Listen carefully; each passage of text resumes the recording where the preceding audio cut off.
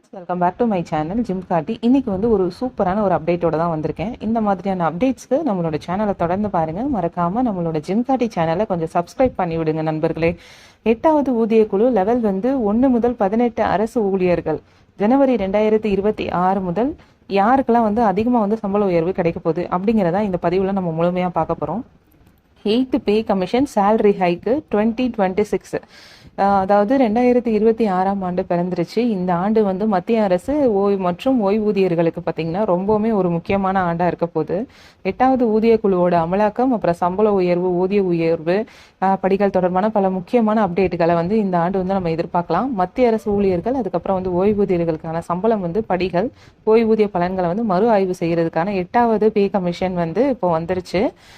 பணிகளுக்கான விதிமுறை வந்து மத்திய அமைச்சரவை வந்து நவம்பர் 2025ஆம் ஆண்டுலேயே ஒப்புதல் அளிச்சிருக்கு. இதன் அடிப்படையில் வந்து பார்த்தீங்கன்னா புதிதாக அமைக்கப்பட்ட ஊதிய குழு தங்களோட வேலையை வந்து ஆரம்பிச்சிட்டாங்க. இந்த 8th பே கமிஷனில் வந்து பார்த்தீங்க அப்படின்னா சம்பள உயர்வு இருக்கும் அப்படிங்கிறத தெரிந்து கொள்ள லட்சக்கணக்கான மத்திய அரசு ஊழியர்கள் வந்து ஆவலோட இருக்காங்க.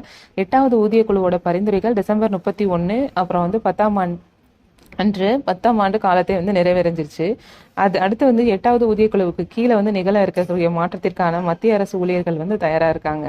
இதன் அமலாக்க தேதி வந்து ஜனவரி 1, 2026 இருக்கும் அப்படின்னு சொல்லிட்டு எதிர்பார்க்கலாம்.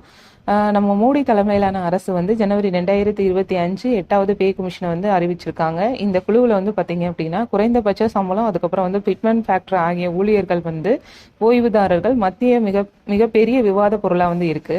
7th பே கமிஷனில் வந்து பார்த்தீங்கன்னா டிசம்பர் 31 முடியுது. இது வந்து மத்திய அரசு ஊழியர்களுக்கு நீண்ட காலமாக வந்து ஒரு சம்பள மறுசீரமைப்பு காலத்தோட முடிவை வந்து குறிக்குது. ஜனவரி 1, 2016ஆம் ஆண்டு நடைமுறைக்கு வந்த 7th பே கமிஷன் வந்து குறிப்பிடத்தக்க மாற்றங்களை வந்து கொண்டு வந்தது. இந்த 8th பே கமிஷன் வந்து பல விதமான மாற்றங்கள் வந்து உங்களுக்கு இருக்கும் அப்படின்னு நம்பப்படுது. இதுல வந்து மத்திய குழு உறுப்பினர்களால முன்மொழியப்பட்ட ஃபிட்மென்ட் ஃபேக்டர் அப்படிங்கிறது வந்து இன்னும் சில காரணிகளை அடிப்படையாக கொண்டு வந்து தீர்மானிக்கப்படுகிறது. இந்த ஃபிட்மென்ட் ஃபேக்டர் அப்படிங்கிறது என்னது அப்படின்னா புதிய அடிப்படை ஊதியத்தை வந்து தீர்மானிக்க புதிய மத்திய ஊதிய குழு பயன்படுத்தக்கூடிய ஒரு இன்டு அப்படின்னு சொல்றாங்க, அதாவது பெருக்கி. தற்போதுள்ள அடிப்படை ஊதியம் வந்து பார்த்தீங்கன்னா ஃபிட்மென்ட் ஃபேக்டரால பெருக்கப்பட்டு புதிய அடிப்படை ஊதியம் வந்து தீர்மானிக்கப்படும். 7th பே கமிஷன்ல வந்து ஃபிட்மென்ட் ஃபேக்டர் வந்து 2.57 இருந்துச்சு. 8வது ஊதிய குழுவில் வந்து பார்த்தீங்கன்னா 1.83 முதல் 3 வரை இருக்கலாம் அப்படின்னு சொல்லிட்டு ஒரு பரந்த மதிப்பீடு வந்து இருக்கு. 8வது ஊதிய குழு அமைக்கப்பட்ட பின்னாடி அனைத்து ஊழியர்களுமே தங்களோட ஓய்வூதியர்களோட அடிப்படை சம்பளமான கணிசமாக வந்து உயர்றதுக்கு வந்து வாய்ப்பு இருக்கு. இந்த ஃபிட்மென்ட் காரணி வந்து பார்த்தீங்கன்னா ஒரு அடிப்படை சம்பளமாக இருக்கும். இது வந்து ஊழியர்களோட நிலையை வந்து பார்த்தீங்க அப்படின்னா 18 லெவல் இருக்கு. லெவல் 1 வந்து பார்த்தீங்கன்னா குரூப் டி, லெவல் 2 வந்து பார்த்தீங்கன்னா குரூப் சி, லெவல் 10 வந்து பார்த்தீங்கன்னா குரூப் பி ஊழியர்கள் வந்து சொல்லியிருக்காங்க. 2.15 அப்படிங்கிற அளவில் வந்து ஃபிட்மென்ட் ஃபேக்டர் நிர்ணயிக்கப்படுவது வந்து யதார்த்தத்துக்கு ஏற்றதாக இருக்கும் அப்படின்னு சொல்லி நிபுணர்கள் வந்து கருதுறாங்க. இந்த ஃபிட்மென்ட் ஃபேக்டர் வந்து 2.15 நிர்ணயிக்கப்பட்டுச்சு அப்படின்னா அடிப்படை சம்பளம் வந்து அதுக்கேற்ற மாதிரி அதிகரிக்கும். இந்த ஃபிட்மென்ட் ஃபேக்டர் அப்படிங்கிறது என்னன்னா 2.5 இருந்துச்சு அப்படின்னா பல்வேறு நிலை ஊழியர்களோட சம்பளம் வந்து எவ்வளவா அதிகரிக்கும் அப்படின்னு சொல்லி ஒரு வந்து கால்குலேஷன் அசம்ஷன் தான். அதை இப்போ பார்க்கலாம். அதாவது என்னன்னா இப்போ நீங்கள் சம்பளம் வந்து 18,000 வாங்கிட்டு இருந்தீங்க அப்படின்னா உங்களோட உயர்த்தப்பட்ட சம்பளத்தோட விகிதம் வந்து பார்த்தீங்கன்னா 38,700 இருக்கும். வித்தியாசம் வந்து பார்த்தீங்கன்னா 20,700 இருக்கும். நிலை 5 வந்து பார்த்தீங்க அப்படின்னா தற்போதைய சம்பளம் வந்து 29,200 இருந்துச்சு அப்படின்னா உங்களோட உயர்த்தப்பட்ட சம்பளம் வந்து 62,780 இருக்கும் அப்படின்னு சொல்லி நம்பப்படுது. நிலை 10ல் வந்து தற்போது சம்பளம் வந்து நீங்கள் 56,000 வாங்கிட்டு இருந்தீங்க அப்படின்னா அது வந்து 1,20,000 மாறுறதுக்கு வாய்ப்பு இருக்கு. நிலை 15ல் வந்து நீங்க 1,82,200 வாங்குனீங்க அப்படின்னா 3,91,730 வாங்குறதுக்கான சாத்தியம் இருக்கு.